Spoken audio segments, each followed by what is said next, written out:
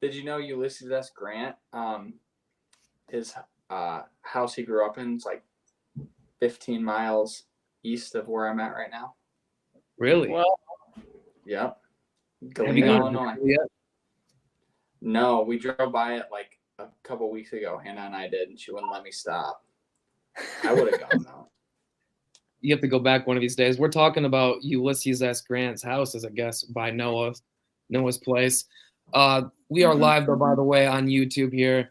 Great show tonight. I have two dear friends, Darby, Kramer, Noah, Dodd. Together, we are, 3/5 of Toad Stanley. And it's been a while since we've all been in the same sphere, so it's good to see everybody.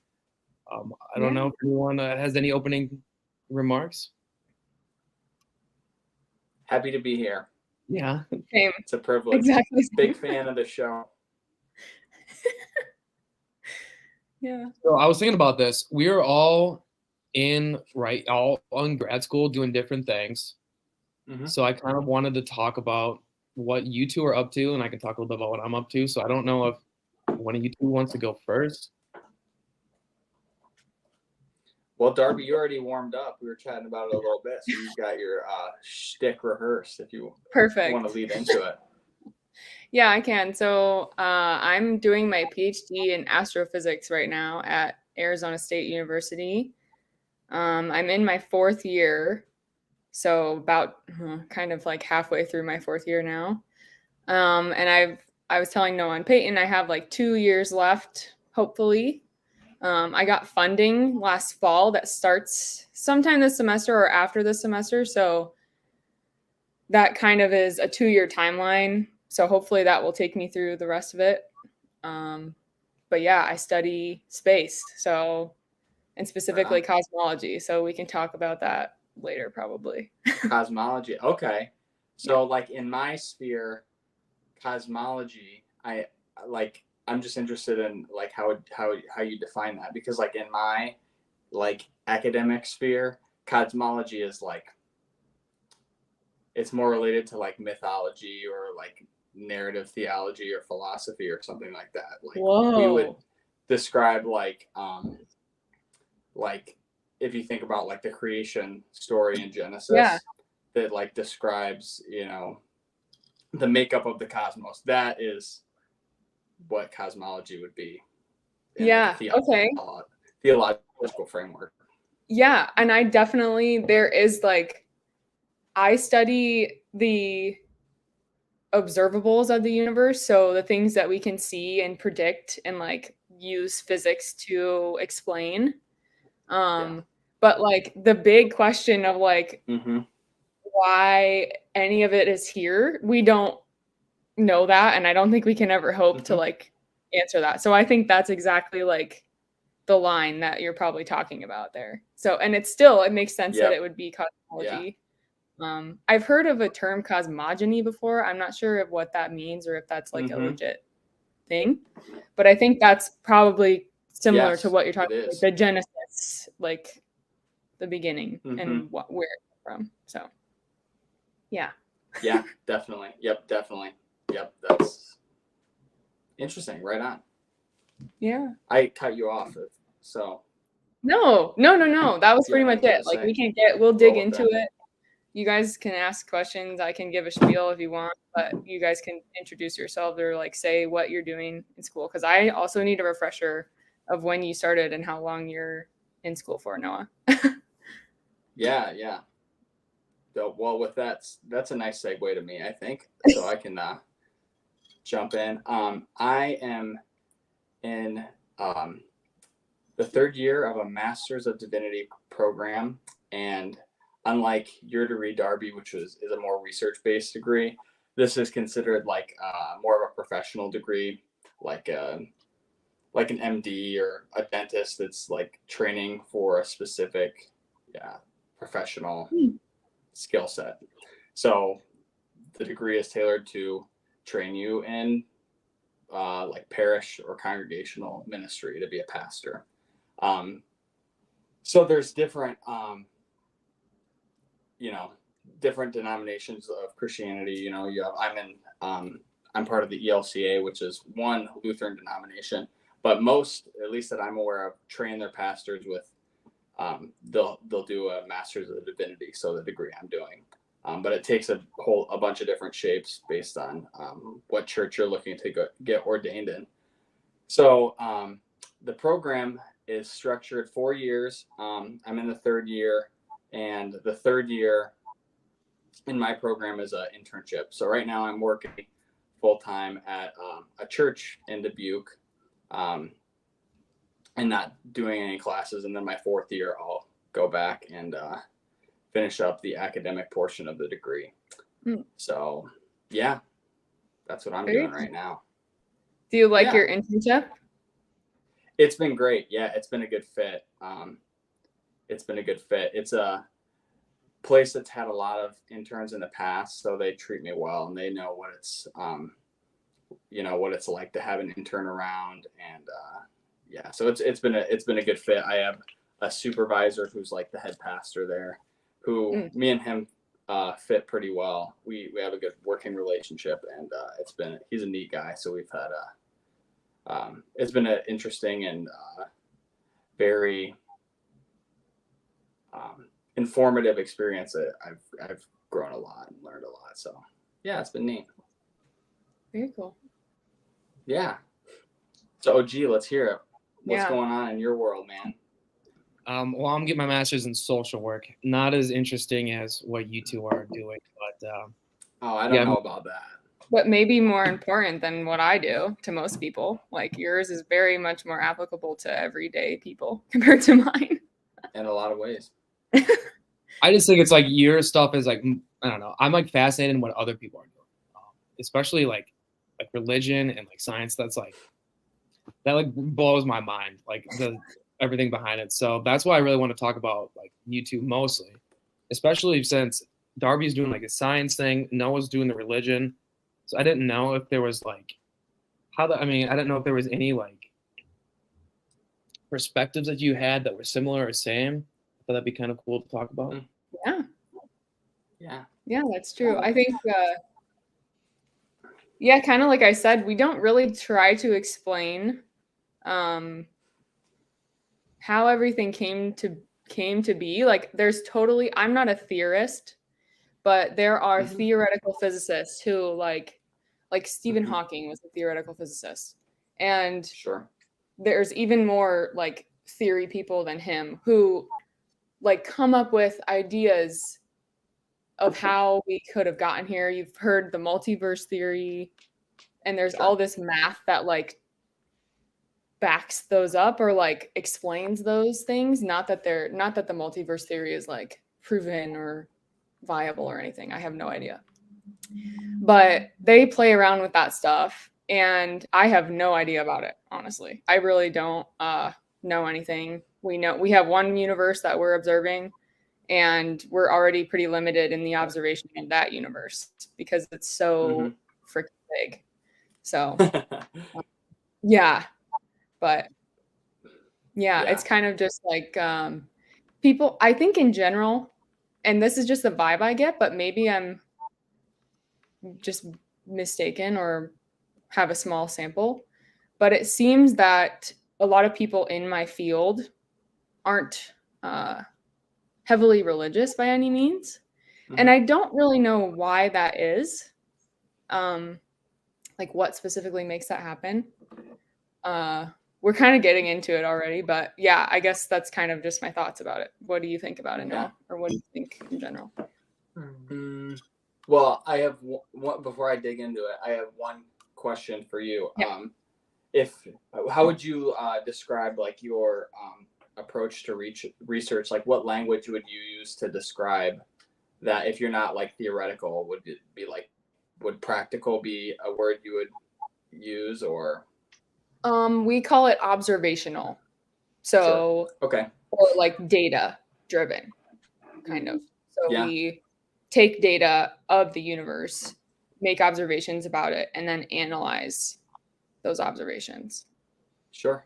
So we use telescopes, we use observatories, etc. I don't do pencil and like people study the universe by pencil and paper sometimes. Like they know what general relativity is, which is what Albert Einstein like famously came up with or Sure. found, whatever, however you want to talk about it.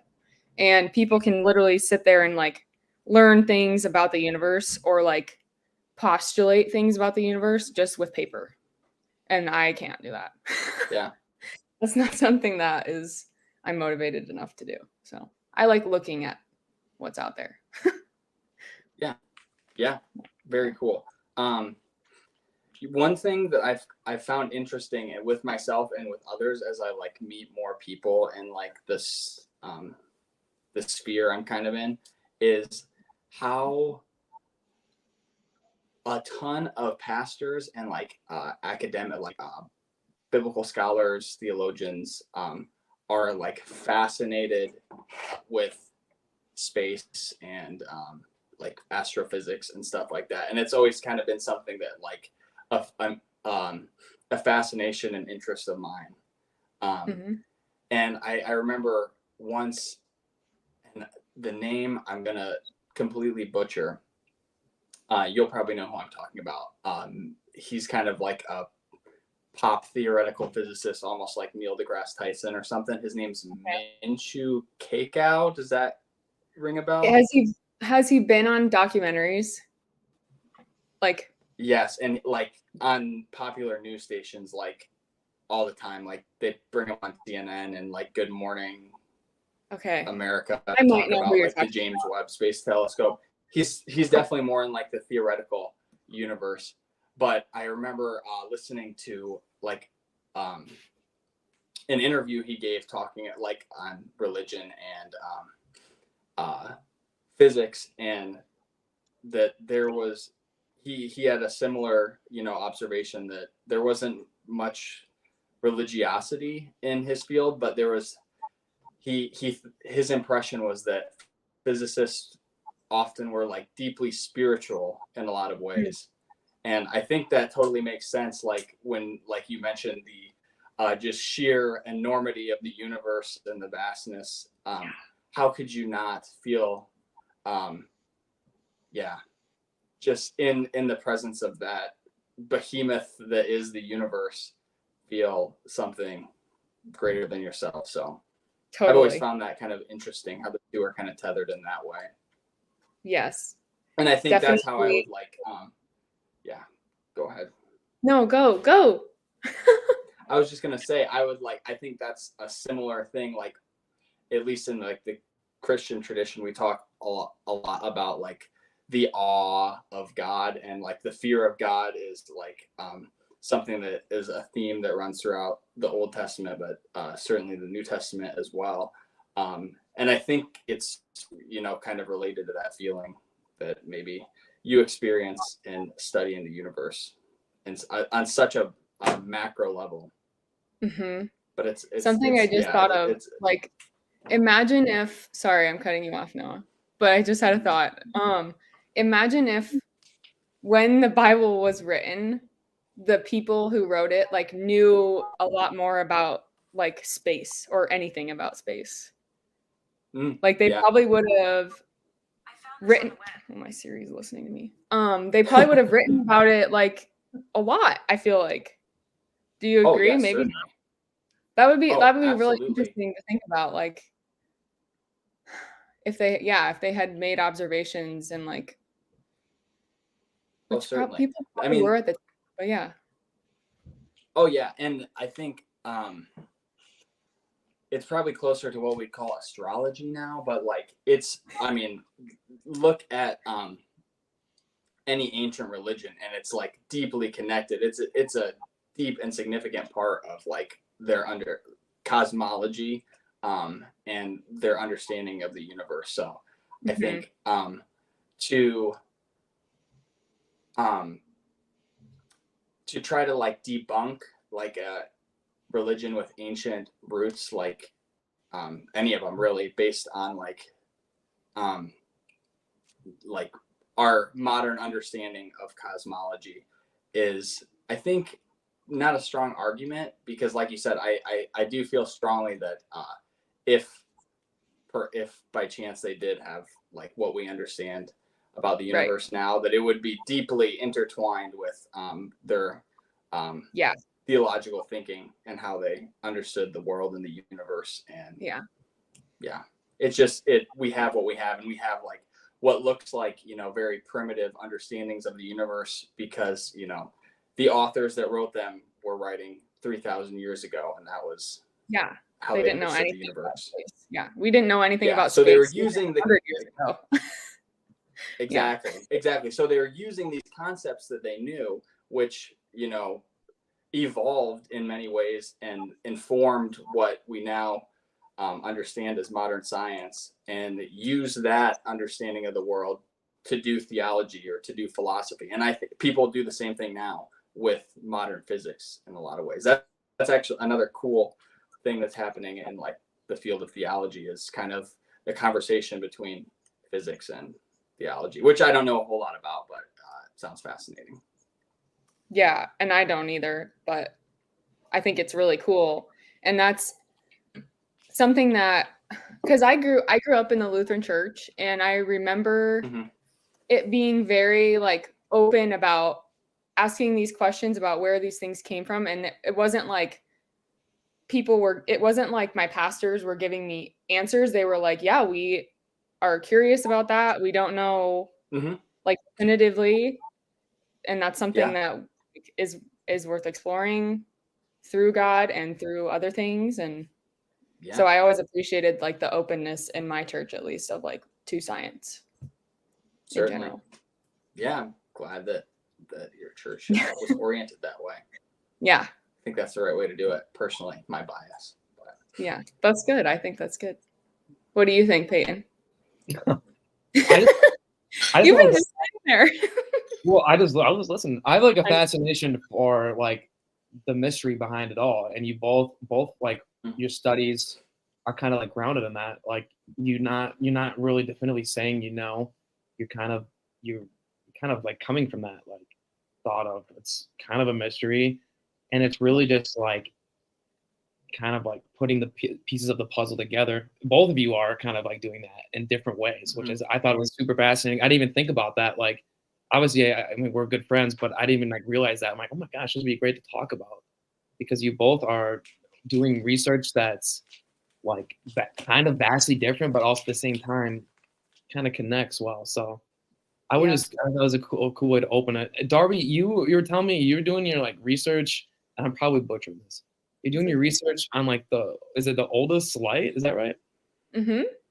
Yeah. So yeah, so I'm literally looking at the oldest thing that, well, it's like sometimes we call it like a baby picture of the universe, because it's this map of the cosmic microwave background, if either of you have heard of that before. And this is it's what it sounds like. It's a map of these microwaves that we detect, and they're everywhere. Like they're coming to us from all directions, everywhere. And it's basically, it's the first time that light was able to free stream, is what we call it, through the universe. And it happened kind of like not instantaneously, but the light started streaming 400,000 years after the Big Bang, which is the beginning of space and time as we know it. And in the age of the universe now, which is 13.8 billion years. Wow, I can't believe I have to think about that. 13.8 billion years. So that's very young compared to like what the age is now. Very like short amount of time in the scale of the universe. So I study that background as a background, kind of. There's a lot of people who have studied it for like the physics that were in the early universe, and understanding kind of what happened in the early universe. It's kind of like the best proof of the Big Bang that we have. Basically, it's like a picture after the Big Bang happened, and you can kind of like predict what happened before and trace it back in time.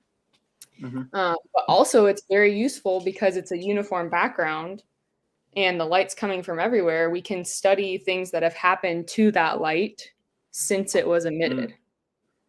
So if you guys have heard of gravitational lensing before, my internet's kind of lagging, but you've heard of that, Noah, before? Yeah, I have. Peyton, have I you? couldn't tell you much about it. That's okay.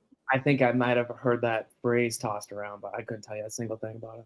You've probably seen pictures of it, especially with James Webb coming online recently.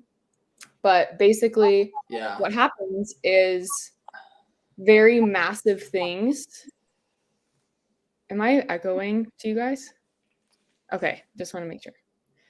Very massive things in the universe. So this is like clusters of hundreds of thousands of galaxies, potentially. Galaxies, which Right. So we are yeah, in the Milky Way galaxy. superclusters. Yeah, huge clusters of galaxies. They and other all mass does this, but we detect it strongly around really massive things. So these massive things, they literally warp space-time, Sure. and cause light's path to bend around them. So that's the lensing effect. They like turn into a lens basically through gravity. Sure. And so we can detect where these masses are by kind of detecting those like distortions in the CME, for example. And we can map out like where the mass in the universe sits, kind of. Anyway, I am a PhD student, so I could ramble all day, but yeah, that's kind of the basics of it, I guess. Can you research like predict? And this might sound stupid. Can your research like help us for a clue about the fate of the universe? The fate? Yeah. Yes. That's a good question. Really? That's a great question. Wow. Yes, you're very good at asking questions. There's a couple. It depends, obviously, what happens. So, if you guys have heard of this thing called dark energy, have either of you heard of that? Yes. Yeah. So yeah, I think so. Yeah. Dark matter. So we don't know. I have more. Yeah. We don't know what it is. Nobody knows what it is. There's people that theorize what it is. Right. That's for the theoretical. So how does it even come to the scene? Is it like you calculate mass and what you think the mass of something should be, and it's off, and you're like, what's missing here, or how does? That's dark matter. So that's very good. Theorized. You know exactly how they detected dark matter, which is not, but is people. I totally understand why people think they're related because they're both called dark, but astronomers are stupid, and they're like, anything that we don't understand, we're gonna call dark, which is dumb. I think the way they do it, but anyway. So dark matter is this like most of the matter in the universe. And we don't know what it is either. So we could talk about that too. But dark energy we know exists because, or we think exists because the expansion, so the universe is expanding. I guess that's something that I can't take for granted because some people, like a lot of people don't know that. But the expansion is also accelerating. So things that are farther away from us are moving really fast, basically, like faster than we would expect with just the normal expansion of the universe. And this dark energy like started to dominate our universe sometime in recent universal history. I don't want to dig too deep into this, but basically, if dark energy keeps going the way it's going now, the universe is going to keep expanding into basically nothing. Which is really sad, kind of. Right. Because it'd get to the point where it's so distant that no light would reach. And it would be like, just infinitely cold to the point where. Exactly. All particles would just like freeze out, kind of. They would, like, everything would expand. Eventually, like, galaxies would rip apart, stars would rip apart, planets would rip apart. Like, everything would be cold.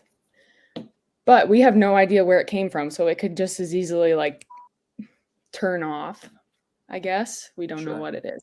We have to know what physics are behind it. So great question, Peyton. We think we know if the universe continues to do what it's doing now. But yeah. So the universe is like pretty much like it's like playing like hide and seek with us, kind of. Yeah, it totally is. It's doing a really good job of it. Yeah. We're getting some comments up in here. I We see got that. a solid 25 minutes of educational talk there, but it seems like the Yeah. people want us to Jones switch it Meisner wants a Toad Stanley show at his wedding. Oh, I think it sounds like the audience wants us to change gears. the new Blink album. What We can are talk your about thoughts? What are your thoughts, Darby, about the new Blank album? What are my thoughts? Yeah. Wow, I'm just talking too much. Basically, You're the we biggest talked a Blink little bit fan. about what? I said you're the biggest Blink fan, I think, of the three. So I thought you would. Yeah, but I like I don't, sometimes it's hard for me to listen to their new stuff because I'm just like, I'm obsessed with all their old stuff. And actually, I like a lot of stuff from when Tom was gone too. Mhm. It was, what's his name? Can't think of his name.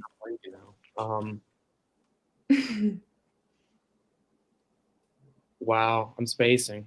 Yeah, what the heck? Was it an M name? Yeah, it's an M. Mark and Oh, what's the dude's name? I'm pulling it up. what the heck? It's a bad Yeah. look. I know. Because Wow, he we're was rusty. in Alkaline Trio. I know he was in that before. I got it up. Tom DeLonge, Mark Matt Hoppus. Skiba. Yes, yes. Thank you. I got the M right. Yeah. No, I like the new album. It's very nostalgic. Oh, thank you. The person in the comments said it. No, I like it. Some of the songs are very nostalgic. I love hearing Tom's voice again, as everyone probably does. So, yeah, those are my thoughts. What do you think, Noah? Do you have a chance to listen to it yet? I haven't listened to it. I'll have to do that. That'll be my homework for next time. There you go. Before we play So- at Mac This Mickelson's wedding. Yeah. Yeah. I guess it's October 12th, by the way, in Prairie du Chien. Yeah. Okay. I think I have another wedding October 12th. No joke. Oh. So that's tough. Damn. But Oh, I you- don't know if I'd be able to pass up a Toad Stanley reunion. So Are you officiating that wedding or are you playing? no. I'm just going to it. You're going to the wedding. I'm just You could be either one of the I'm three. just gonna be drunk there. Yeah. Oh, okay. Perfect. No, just the going during the new Blank album it's refreshing because obviously like we've gone so long since Tom had left. What I think the last album was like 2011, and then they did this. They brought in Matt Skiba, and it was like different. It was still good. I still liked it, but it was like different Blank, which was cool for a little bit. It was like kind of more dark, and now it's kind of back. I mean, it's weird, and their story's cool too, like how they've kind of worked their way back into the original three, or the main three that we know. I think the original drummer was not Travis Barker, but like the main three are back because Mark Hoppus had like cancer and like wasn't doing very well, and I think that was like kind of what sparked him back. And the new album, obviously, like you said, Darby, it's not like old Blank is just like it's not going to be nothing can touch that. Yeah. But it was a great reunion album. Like it was a great comeback. And I was like, usually some of these like older bands and they come back and it's like, but I thought it was great. I thought the production was great, and Travis Barker did all the production on it. I thought it was a very fitting return, and like you still have like the classic like juvenile Blank stuff, but there's also like some more serious stuff, which is always kind of mixed in. But I thought it was a good like representation of the band as a whole. So it was cool to see him back. And like I said, sometimes when these older bands come back, it's just like this. But I thought they did a phenomenal job. So I was pretty pumped to see him back. It would be cool to see him in concert, but I think it wasn't like their tickets like insane amount of money. Like Ticketmaster, like same thing with Taylor Swift stuff too. It was like astronomical. But Not super insane, but like for my cheap ass, yeah. I'm like, I saw them. I honestly think too, I would almost ruin I saw them summer of 2019 when they were touring with Lil Wayne. Like that That's was right. the best concert I will ever go to Word. in my life. So, and even Tom wasn't even there, but I was like standing on a fence by myself screaming the whole time. Like it was the best concert ever. So I don't know if going to one like sitting in the nosebleeds of the Footprint Center here in Phoenix would like it'd be awesome. You set the bar too high. Yeah, exactly. Like I think I should leave it alone. So yeah. So I remember that like tour. Like didn't it like not go very well with Lil Wayne? What was your experience? What was your experience of the opener? So I remember like 2 weeks before this concert, I think was when, or maybe it was a week before, Lil Wayne like left the stage early because people weren't. I remember that. Nobody was there for him and nobody was vibing, and he was like, "Screw this! Like I'm off." And so I was kind of nervous that was going to happen, but he stayed the whole time, like in the opener, and he enjoyed himself, and he said it like he was having a good time. He was glad for the people there. So it went well. But yes, it was that like tour where he was like leaving the stage. I think who opened for them too? It was Neck Deep, I think. Oh, really? It was awesome too, because I think I know like a couple of their songs. But yeah. That's fun. I think we should probably reminisce a little bit on our band's origins. It's been a while. I guess it's been a while since we all three had a chance to talk. So I don't know if anyone wants to go. What's their thoughts looking back on the band? Well, this is the original three. Yeah. Todd Stanley was a 5-piece, but this is the original 3 right here. Right.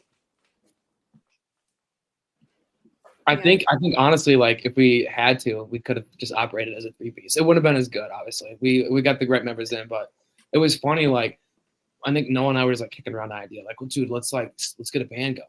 It's like, okay, well, you play guitar and I sing. We're missing a couple other instruments. And then I remember like I forget. I think you just mentioned to me, Darby, like, oh, I used to play drums, blah blah blah, practice drums. I was talking to Noah. I'm like, Darby Kramer says she used to play drums or had a drum set or something. He's like, hey, we need anybody. And then you fucking show up, Darby, and like blow the roof off the place. And you're like, I didn't even know it was this good. I don't know if you were being humble or what, but you literally like. No, maybe. No, yeah. All right, here, Darby. Did you know like you were a stud behind the kid or what? I mean, I've been playing for a long time. I knew I could play a lot of songs that we would be interested in playing.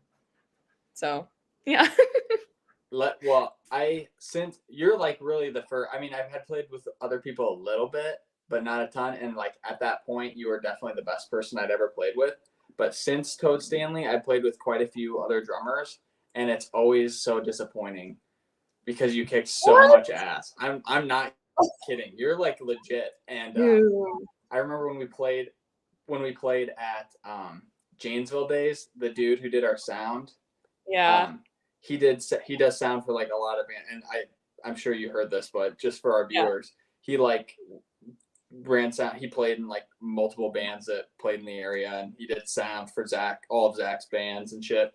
And he said that your drum sound was the best he'd ever mic'd up live. Yeah, which honestly is so funny to me because literally that day or that weekend, I changed all my drum heads because I hadn't changed them in actual years. Because the set never left my basement. It never left my basement until we played. And maybe it was, maybe I changed them before our concert. I don't even remember if I did. Our first concert. But that was crazy to me. And I remember talking to him. I think about that actually. And it gives me a little confidence boost like every once in a while. And I remember talking to him and he was like, you said that you started in jazz or something. And I was like, yeah, I did. And he was like, I can tell. And I was like, that's the best compliment anyone's ever given me. So I definitely miss it. Yeah. It was. Oh, hell it's fun. I think about it a lot too. You were just like rock solid, like always in the pocket, you know? Yeah, I guess. It makes it just makes like playing guitar a lot easier when you have that backbone. Yeah, So, totally. Yeah. Yeah. I remember when we would practice, I feel like half the time it was just us like screwing around Mm-hmm. and playing, because that was the funnest part. It was just like messing around. Yeah, that was good times. It was that we had just such a great setup in the basement there. Like it was made to have a fucking college band. It was so fun. And we were lucky that like Carly's dad had a bunch of gear, and then my dad was super into it. So we like basically had roadies too, and yeah, and that they were close setup. by. Yeah. Right. Yeah. It was perfect. I was really upset we didn't start before that. I know. Huge We should have started freshman year. We wouldn't be in grad school right now. We'd be touring. Exactly. No kidding. We'd be on the road. Yeah, for real. And it was like it the whole COVID thing was such a bummer because it was like right when we were picking up some momentum. Yep. Yeah, we had a concert scheduled. Our own concert. We had a couple. Yeah. Yeah. We were gonna play again at Sasquatch. We were supposed to, and then we were gonna play the big event for Dance Marathon, and we were gonna open for this local band called Mayhem Like Me at Spicoli's. Oh, yeah. So that was so sad. Oh my god, it was tough. Yeah. We had the reunion show though, didn't we, OG? We did. That's rock and roll though. Rock and roll, like there's so many bands like, dude, whatever happened to them? Like, part of it. I thought it was just cool how it happened, man. Like, what killed your band? Oh, a fucking pandemic. Yeah.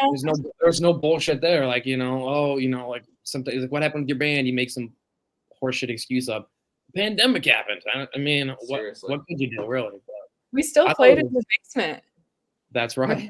Yeah, we did play that show in the basement. That's right. That was very punk rock too, by the way. That was punk rock as fuck. Yeah. I think a lot of people lost a lot of their hearing that night. Yeah. That was tough. Yeah. My hearing is definitely like not as good as it should be because of playing in a band. Yep. Same. Yeah. Yeah. I think like at one point I started wearing headphones during our practices and you guys were like, what are you doing? I'm like, I'm trying to not go deaf right now. That was probably wise, but yeah. It's not as metal. Yeah, no, it's not. I was like shameful of that, but honestly, yeah. No, that was the wise thing to do.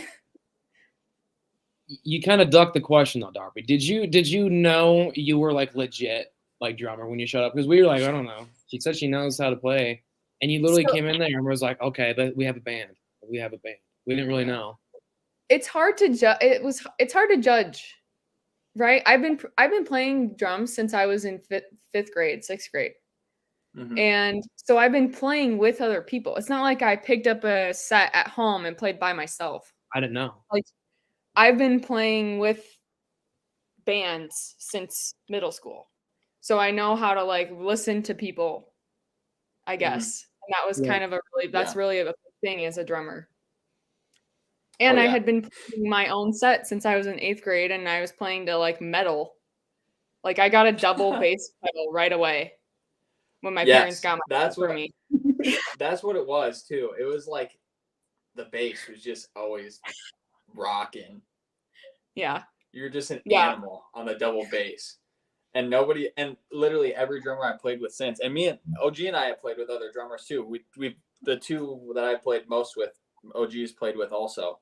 And both of them like couldn't use a double bass, and they were good drummers in their own right and did things well, but neither of them could do double bass at all. It was like foreign.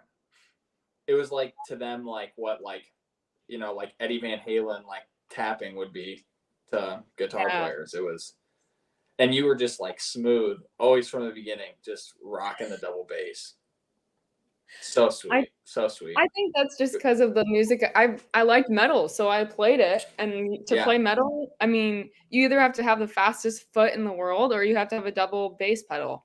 And I think honestly, in the drummer world, having a double bass pedal isn't necessarily like a sick thing. Like sometimes it's like, oh, you could do that with one foot.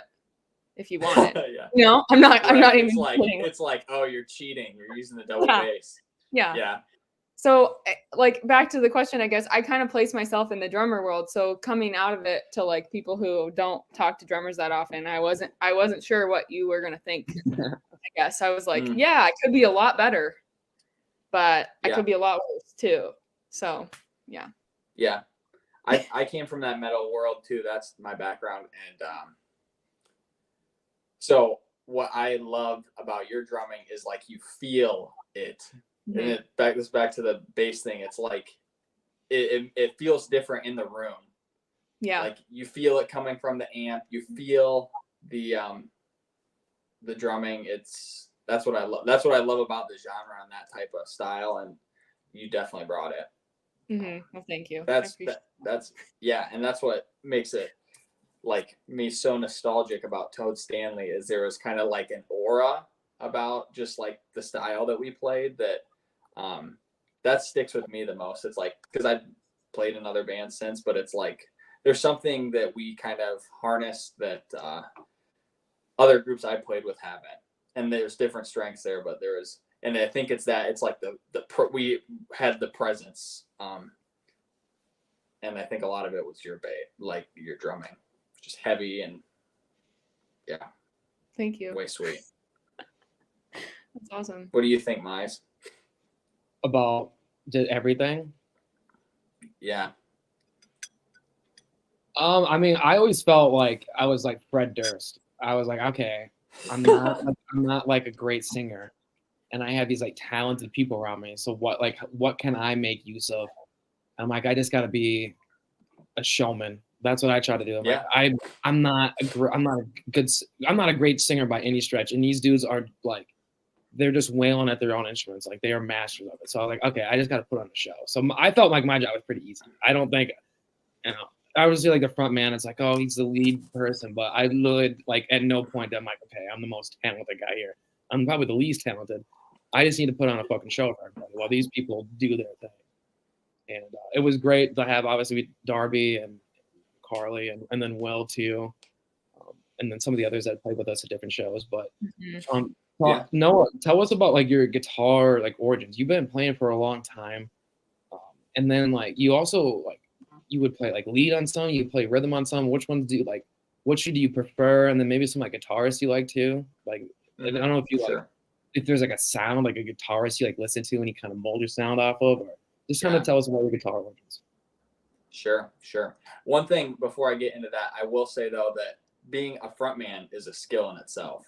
Yeah. I think there's probably more good singers, and you're a good singer too, but there's more good singers than there are people who can like get up in front of a stage and in front of a crowd on stage and work a stage.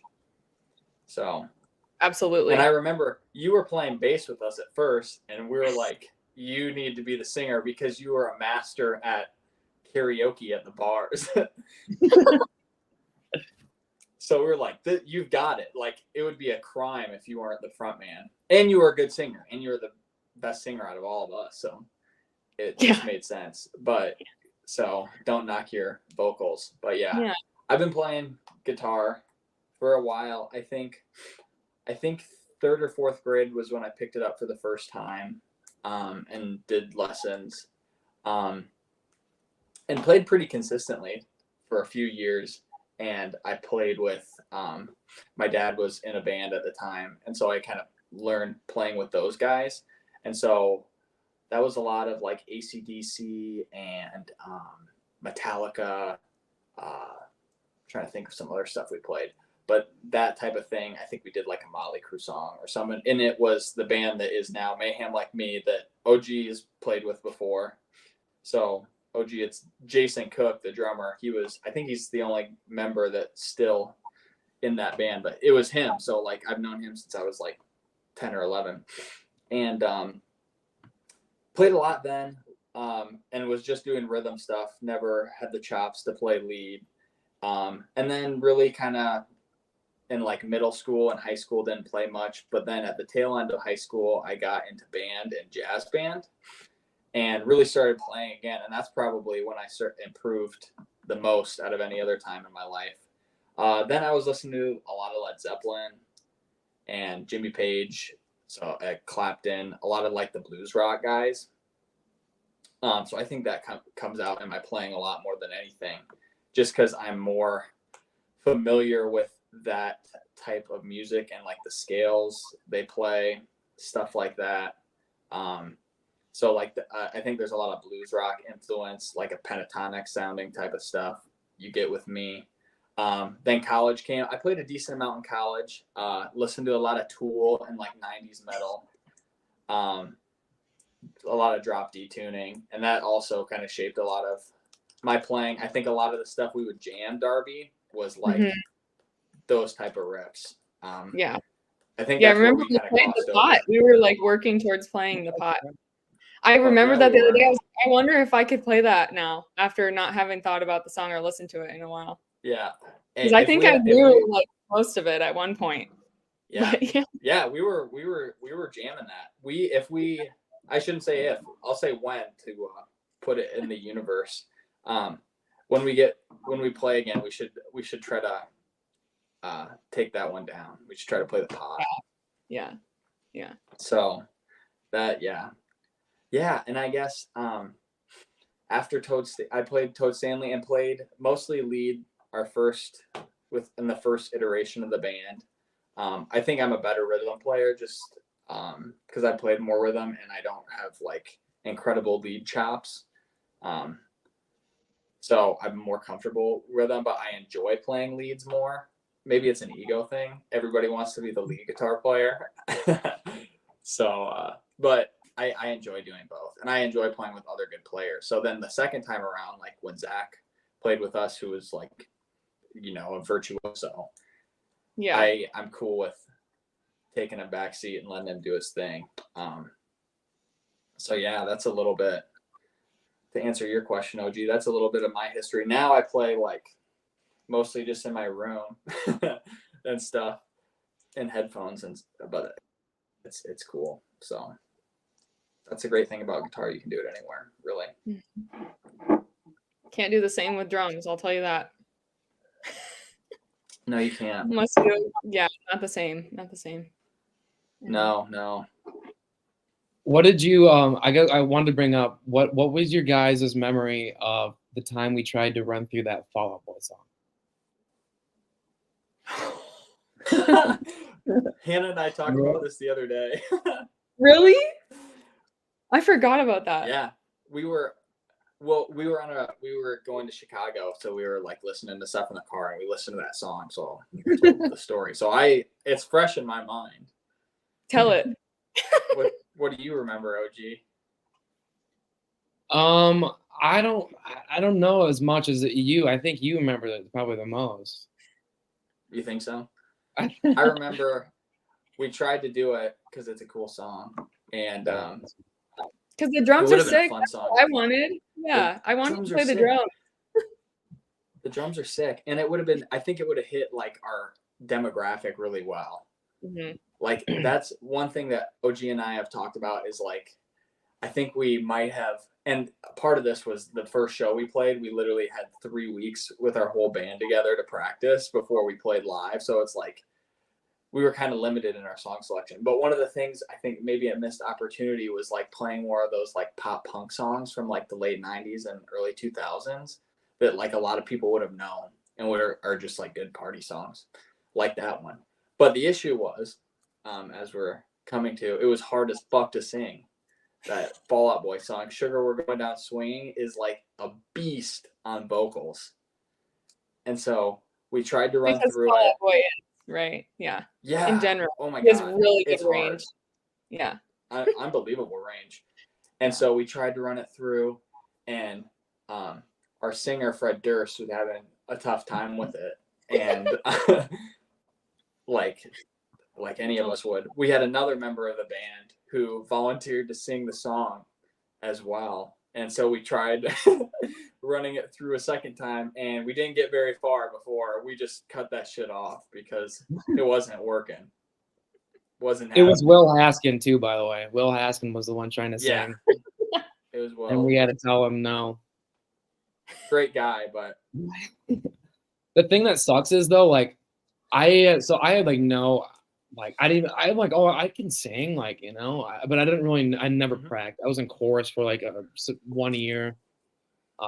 But I didn't really know. And so like when we were doing all that stuff, I was like, okay, I gotta sing it like if we're doing a Pearl Jam song, I'm like, I gotta sing it like Eddie Vedder. I gotta, and it's like I was trying to sound like them. Where if I sing that, if we try to do that song now, I could easily sing it because I like eventually I realized like, okay, it's your voice. Like you still obviously like you're the same notes, but it's like your own thing. So I feel like if we would do that song now, I think I could obviously do it. But back then I was like, oh, I gotta sound just like Patrick Stump, and I had to sound like him. And so I tried to sing, and I'm like, okay, I can't sing like that. But that's like that was the hardest thing for me as like being a singer is like, and like eventually like it took time, but eventually I'm like, okay, you find your own voice. I think back most of the times I'm like, I got to try to sound like these dudes that are doing it, and it worked sometimes, but that was the toughest part for me, like being a singer. I thought. Yeah. Totally. Definitely. Yeah.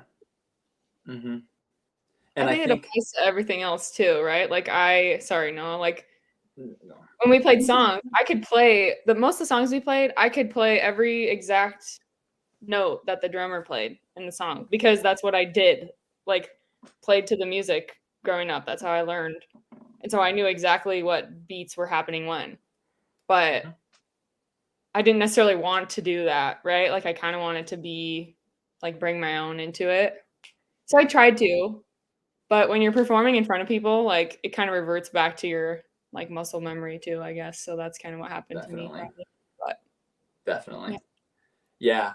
And I think the more I like play and like play in front of people, the more I want to I'm learning to make it my own. And like when we started, I wanted to be as precise as I could, especially with like leads and stuff like that. But I think there's something to be said about like putting your own creative spin on things and making it your own and organic. That usually sounds better than just playing covers, by rote. So, like you said, Darby, I think it applies in different ways to all different aspects. Darby, is that a mushroom poster? Yeah. So we have all kinds of little posters around, actually. So there's trees in that one. And there's speaking of mushrooms. Yeah, speaking of mushrooms, Meisner, this goes back to something we were talking about earlier. You had told me in our conversation, like when you were considering doing your MSW, about like research in psychedelics as, for like mental health purposes.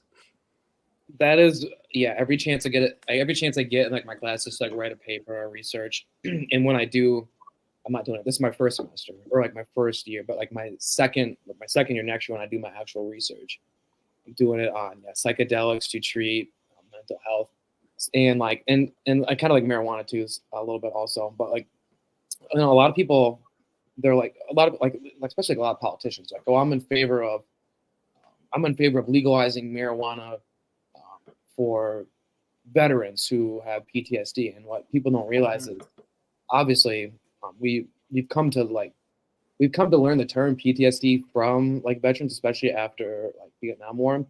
But so many people don't realize is that everybody has, not everybody, but a lot of people, anybody can get PTSD. It's not just someone who went to war. You can get PTSD from any trauma that you experience. So that's like a new thing. I think right now, maybe only in California and Oregon where it's legal, but there is facilities where if you are a trained like either psychiatrist or therapist, you can treat. I mean, you can literally, if you have like any form of PTSD, you can trip with your therapist, and there's so many benefits of it. I mean, I don't even care. I'll say from my own experiences too. It definitely there's a lot of benefits behind it. So that's what I'm doing my research on. That's why I saw your poster there. I thought it was pretty cool. Oh yeah. That's what I'm doing my research on. Yeah, and I think eventually, I would hope in like the next decade, it's a more common practice. And I would love to like be a therapist where it's like, hey, you have your issues, pop some of those babies, and we can explore it. See what happens. So. Do you ever listen to Tool when you spiral out? Yes. If you're under the influence of psychedelics, music is a different beast. And I'm a music fan sober. And when you're on that, it's a different experience altogether. I know, like, I remember once I was listening to Jimi Hendrix, and I was listening to like a live album of Jimi Hendrix, and it was like in my mind, like I was there at that concert. Like I was sitting right there. I was watching him play. I could you literally hear. I could see myself at the concert. It's nuts, and it literally gets like the whole thing gets a lot of just. It's hard to explain to someone who's never done it, but it gets a lot of those demons out of you. It gets a lot of those insecurities, everything out of you. It really, for me personally, it's like an ego death. And I never really had a big ego, but it's like a palate cleanser, 100%. That's the best way to describe it. And you're also tripping, so yeah, there's that too. But there's there's studies of microdosing too, right? That's a whole thing too. I've heard. And that if you're interested in that world, that's your best way to start. Yeah. Because it's not something you should just fucking go eat a whole handful of them. But yeah, microdosing, people are doing it all the time. And with every drug, there's people who's gonna abuse it. There's people in LA who are rich, wannabe actors, oh, I have problems from when I was younger, so I need to do ketamine all day. No, that's not, that's every. Some people like to have a cup of coffee. Some people like to drink a whole pot and they're going nuts. It's all about, finding the right balance. But I'm not advocating for anyone to go off the deep end. But that's what I'm exploring right now for my master's program. So I think it's pretty cool. All three of us are learning different.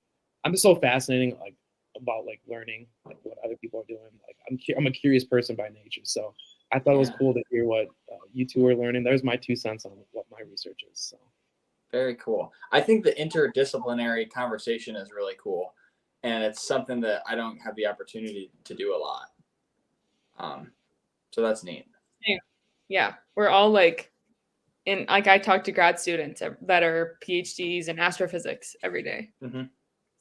It's refreshing. Yeah, for sure. Yeah, I think it's refreshing too because when you're in that world, I think things can get bogged down and you can make mountains out of molehills sometimes, and it can also get very competitive in academia. And what's been so refreshing here is the genuineness and receptivity amongst the three of us, and you mentioned, the curiosity, the eagerness to just learn something new and get a fresh perspective on something or have your mind blown in one of many ways. Yeah, that's why I love the podcast is still in its infancy, but that's why I'm a big Joe Rogan fan. He has one day he has a comedian buddies on, one day he has a scientist on, and it's just I want to be I'm a person who's I want to be a lifelong learner. I want to keep learning things. And like I said, I didn't even put that connection until half hour before we started. I'm oh my gosh, Noah's a religion major, Darby's a science major. Let's, and then we had a great conversation about it. And like you said, very, very genuine. Some people could be butting heads, and it's I figured that wasn't gonna be with you too. No. That's why I think this conversation was cool. We're almost at an hour too, by the way. I don't know what your time schedule looks like, but we can start to wrap things up. Also, Darby, I wanted to mention, you need a shout out. You are the first female to be on the podcast, and that was a specific reason too. I've had other people who want to come on. I'm okay, we'll get you on, but I need to have Darby on. Aww. I think we're we go way back, but you're so you're just down to earth, but also smart and cool. Obviously, you play drums in my band too, so you have a nice there too. But shout out you, Darby, the first one. When this thing takes off and I'm rich and famous, so that's you. Yeah. I think having Darby on the show will help elevate this podcast. I think so. I'm already getting. Yeah, I'm already getting a new like demographic completely that Mhm. I usually don't get. So that's cool. Darby, you're bringing me a lot of attention. I appreciate it. Awesome. Well, yeah, I very much appreciate that. I acknowledged that earlier today. Yeah, I'm honored.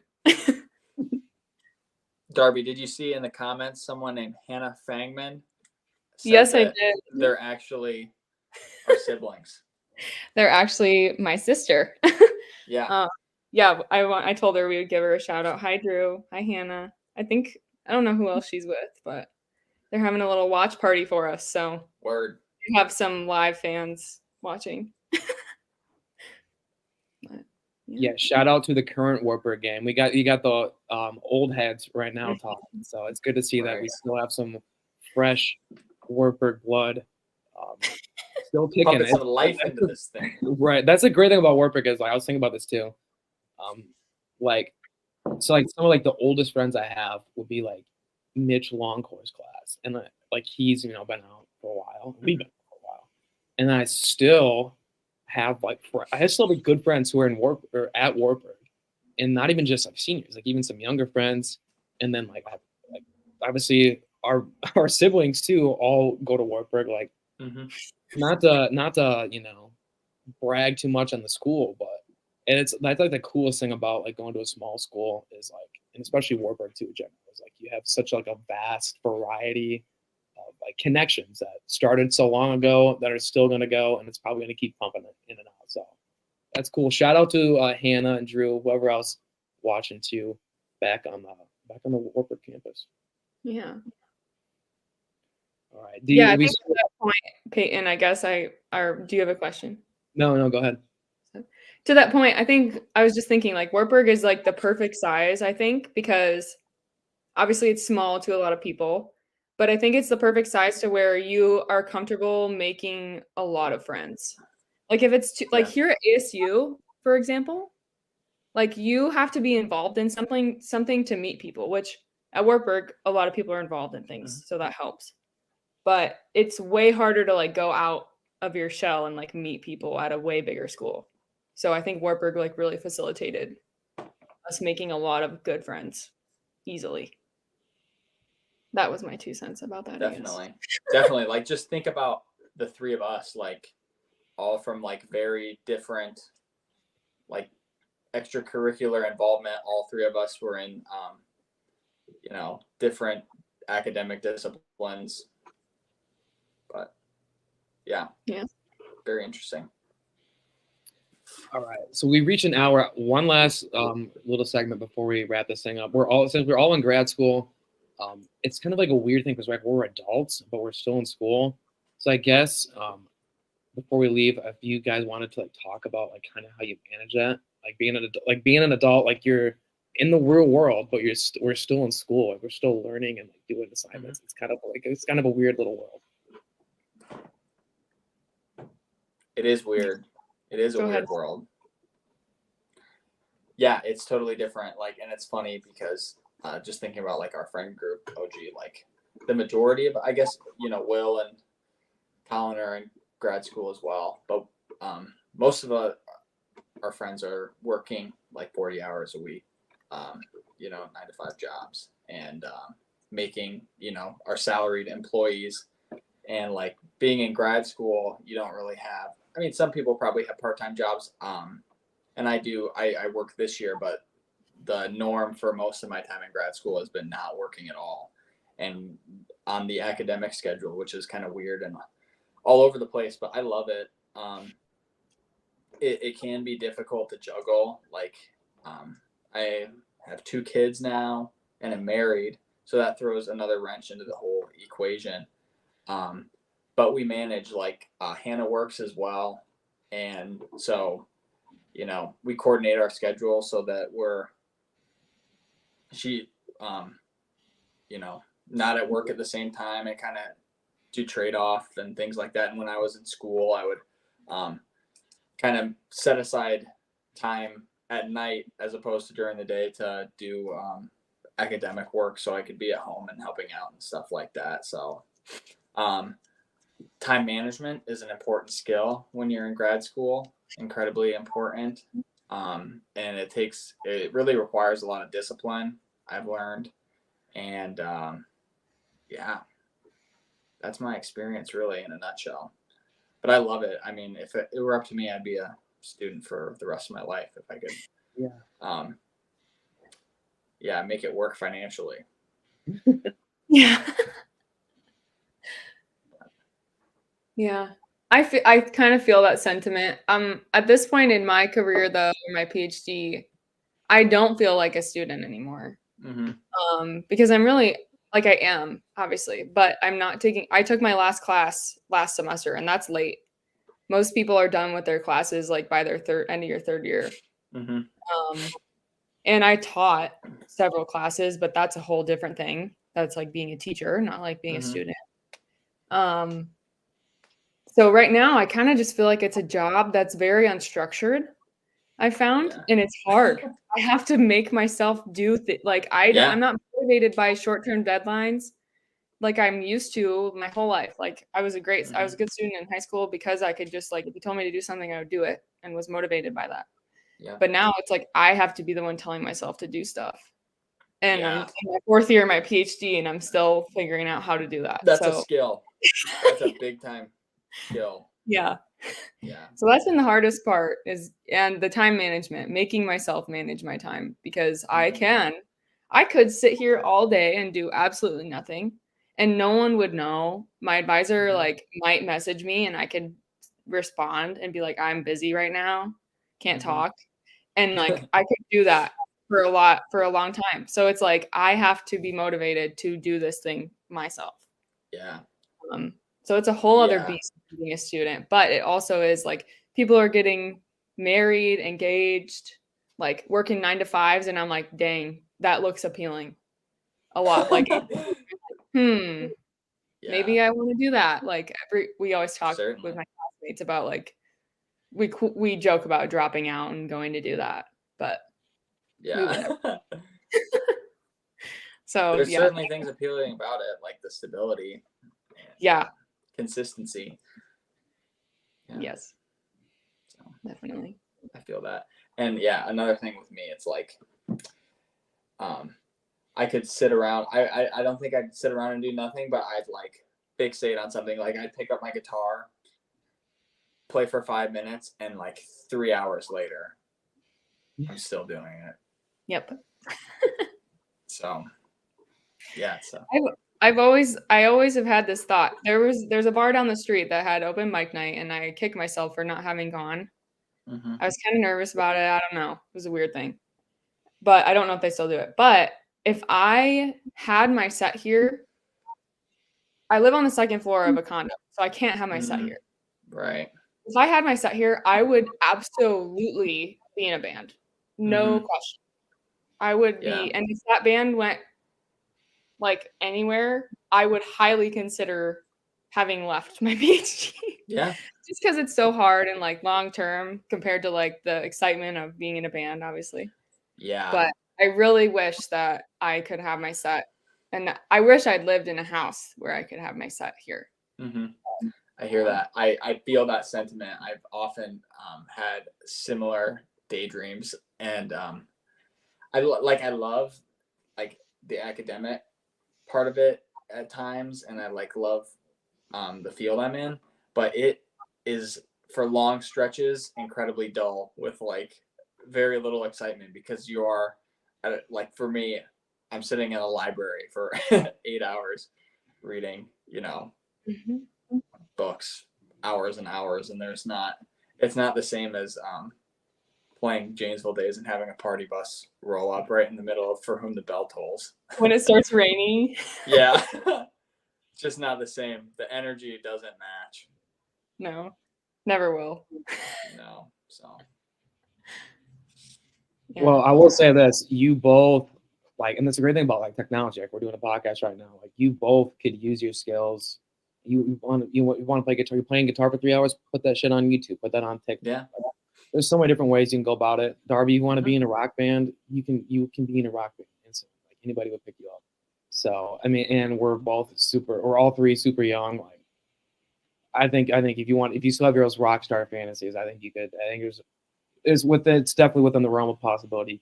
We can offer you that amount. So That's kind of what I think. Like I'm kind of at the point where in the future I will be in a band. Like I know it. Yeah. Yeah. Yeah. Ditto. I played in a band for a little bit after Toad Stanley when we just had Willow, but it just was too much. So I'm hoping to get my kids to play instruments so I can jam with them and stuff. But when they're Right. older, I'll definitely be playing bands again. You get some Partridge Family kind of thing going on there. Yeah, there you go. Teach Hannah an instrument. Yeah. Teach her to sing, something like that. You get a thing going. There you go. And Darby, you will be in a rock band too. I know you will. So. Yeah. Yeah. All right. And we've reached over an hour here. Both of you, both dear friends, you're both highly intelligent, like just super cool people to not only know, but call former bandmates and to call friends. So I was great getting to chat with you guys again, getting a little reunion here going. And thanks to everybody who tuned in tonight. I'm going to call this a wrap. This is the Toad Stanley Gang calling it a wrap. So peace out, everybody.